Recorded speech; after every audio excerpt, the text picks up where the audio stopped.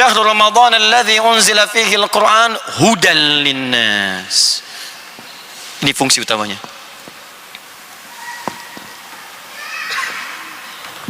Hudan.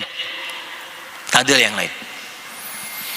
Kata Allah, saya turunkan Al-Quran di bulan yang mulia, di waktu yang mulia, melalui malaikat yang paling mulia, kepada Rasul yang paling mulia, di tempat yang paling mulia, dan dalam keadaan yang sangat mulia, untuk memberikan sebuah misi yang paling mulia bagi seluruh manusia. Untuk semua manusia. Jadi Al-Quran ini didesain untuk semua manusia tanpa kecuali. Sejenak saya mau bagi info sedikit ya. Saya sampaikan tadi malam juga di Masjid Tuan Kumizan. Jadi manusia ni dalam Al-Quran disebut dengan 5 nama. Bukan hanya 1, 5 nama.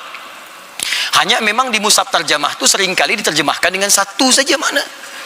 Kalau maknanya 1, kenapa lafaznya bisa berbeza? Ya. 1 disebut dengan bashar namanya. Apa namanya? Bashar. Disebutkan 35 kali dalam Al-Quran. Ya, qul innama ana basyarum mithlukum. Nama pertama yang Allah berikan kepada Adam ketika dicipta itu bashar. Bashar. Quran surah 15 ayat ke-28. Wa idz qala rabbuka lil malaikati inni khaliqum basyara. Ketika Allah firmankan kepada malaikat, aku akan mencipta makhluk baru, bukan malaikat, bukan jin, tapi bashar namanya. 2 ins. Selalu dipasangkan dengan jin. Ins tersebut dalam Al-Quran pasangan ni 18 kali. Ya ma'syaral jinni wal ins wa ma khalaqtul jinna wal ins. Baik. 3 insan. Al-insan disebutkan 65 kali dalam Al-Quran.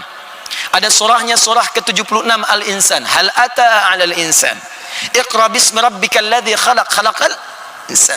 Ar-Rahman 'allamal Qur'an khalaqal insan. Baik. Yang keempat ada Bani Adam.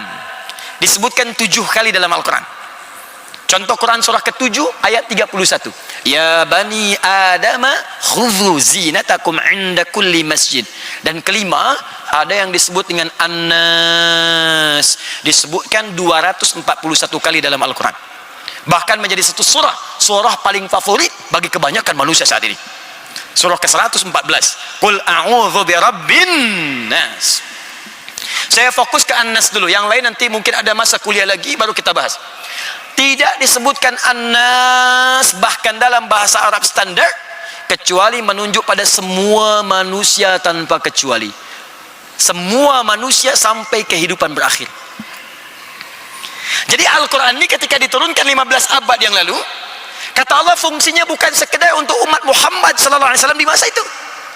Sampai kapanpun tiba manusia, sampai berakhir kehidupan, sepanjang masih ada manusia, maka fungsi Al-Quran berlaku melampaui semua masa dan zaman. Karena itu risalah Nabi Muhammad diutus secara universal, melampaui setiap zaman, beza dengan Rasul yang lain. Nabi Nuh terbatas tempatnya, tak boleh lewat dari tempat itu. Nabi Isa misal, Nabi Isa itu hanya boleh wilayah Palestina saja, sebagian kecilnya, tak boleh lewat situ. Karena itu kalau ada risalah kemudian katanya dibawa Nabi Isa sampai ke Malaysia, nah itu terlampau jauh. Harus di sana saja. Nabi Ibrahim itu punya wilayah, bahkan di masa Nabi Ibrahim Rasulnya 2. Nabi Ibrahim dan Nabi Lut alaihi wassalam. 2 Rasul. Satu masa yang sama, tempat yang berbeza.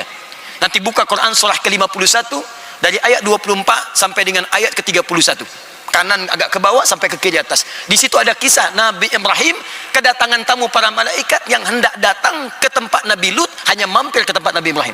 Satu masa Rasulnya 2. Nabi Muhammad tidak. Engkau diutus untuk seluruh manusia, rahmat untuk semesta alam.